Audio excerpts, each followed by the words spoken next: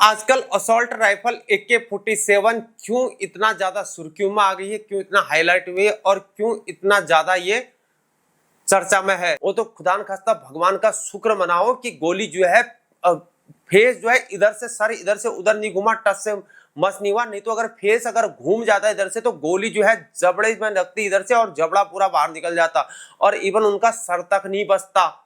जय हिंद दोस्तों, मैं हूं हीरा परिहार, इंडियन आर्मी रिटायर्ड सोल्जर और आप देख रहे हैं देशभक्त डायलॉग। चैनल को सब्सक्राइब करिए और वीडियो को ज्यादा से ज्यादा शेयर करिए ताकि और भी लोग हमारे साथ जुड़ सकें।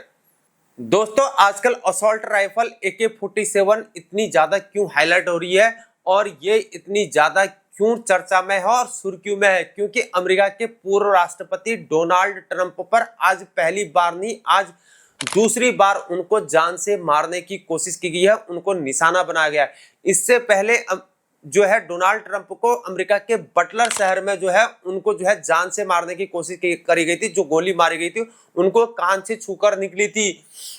वो तो अच्छा हुआ कि उनका जो फेस इधर से उधर नहीं घूमा।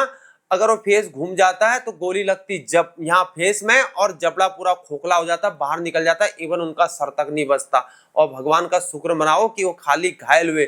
आज दूसरी बार जब डोनाल्ड ट्रंप पर जान से मारने की कोशिश की गई तो डोनाल्ड ट्रंप अपने जो है खुद के गोल्फ मैदान में जो है गोल्फ खेल रहे थे, तो सीक्रेट सर्विस वालों को पता लगता है कि कोई सस्पेक्ट है जिसके पास वेपन है, तो वो उसका पीछा करते हैं। और पीछा करते हैं तो जो सस्पेक्ट होता है वो अपनी राइफल को उधर ही फेंक के भाग खड़ा होता है। जो राइफल फेंकी गई थी वो थी AK-47 राइफल, और उसके पास एक टेलीस्कोप पाया जाता है ताकि वो क्या करते हैं, टेलीस्कोप से जो है एम यानी कि अपना एम लगा सके और करेक्ट हिट कर सके, उसके लिए जो टेलीस्कोप होता है। और नंबर दूसरा उसके पास पाया जाता है गोप्रो का एक कैमरा।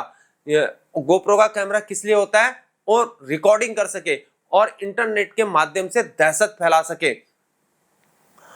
और फिर उसके बाद जो है जो मारने वाला जो सस्पेक्ट था उसको बाद में पकड़ा जाता है, जो 58 वर्ष का है और जिसका नाम रेयान विल्सन रूथ बताया जा रहा है। और ये कई ऐसी गतिविधियों में शामिल है जिसका सोशल मीडिया के हैंडल से पता लग रहा है। ये कई ऐसे संदिग्ध मामलों में और जो होते ऐसी गतिविधि उनमें ये इन चीजों में ये शामिल है। आप समझते हैं कि दोस्तों डोनाल्ड ट्रंप को आखिर निशाना क्यों बनाया जा रहा है और उनको जान से मारने की कोशिश क्यों की जा रही है, जबकि कमला हैरिस और जो बाइडेन पर ऐसे हमले नहीं हो रहे हैं। ये टेस्ला कंपनी के मालिक एलन मस्क ने भी इस बात को कहा है। दोस्तों, हुआ क्या था कि हाल ही में जो है डोनाल्ड ट्रंप ने एक स्टेटमेंट दिया था कि अगर मैं राष्ट्रपति बन गया तो 24 आवर्स के अंदर मैं रशिया और यूक्रेन के वार को खत्म कर दूंगा। दोस्तों, अगर आपको हमारा कंटेंट पसंद आ रहा है तो हमारे चैनल को सब्सक्राइब करिए और वीडियो को ज्यादा से ज्यादा शेयर कीजिए।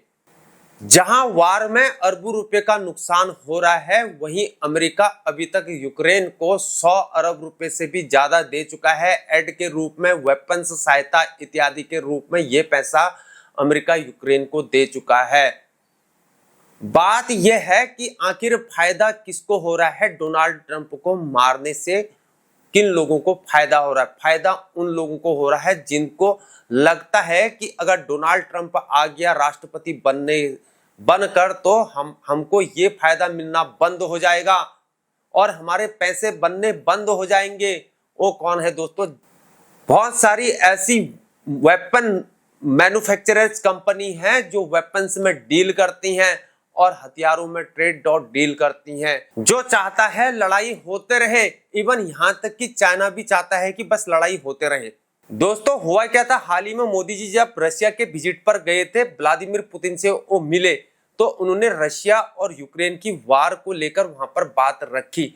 जब व्लादिमीर पुतिन ने बोला कि तुम जो है अपना प्लान मुझे बता देना, तो अगर हमको प्लान अगर हमको समझ में आता है, हमको अच्छा लगता है, तो हम इस पर जरूर अमल करेंगे। लेकिन जब वो बाद में फिर उसके बाद यूक्रेन चले जाते हैं, तो यूक्रेन भी जब चले जाते हैं वही बात कहते हैं कि रशिया और यूक्रेन को वार को रोकने। जेलेंस्की से फिर वही बात होती है कि भैया वॉर को रोको, वॉर को रोकने वाली बात होती है। तो वॉर को रोकने के लिए जेलेंस्की ऐसी मांग रख देता है भारत के सामने कि तुम जो है रशिया को पूरे विश्व पटल के मंच पर उसको अलग थलग कर दो और ये कहो कि भाई रशिया क्रिमिनल है, रशिया अमकड़ा है, रशिया ढिसकड़ा है, लाभ लाभ लाभ। तो अब जो है भारत के लिए तो कभी हो नहीं सकता ऐसा।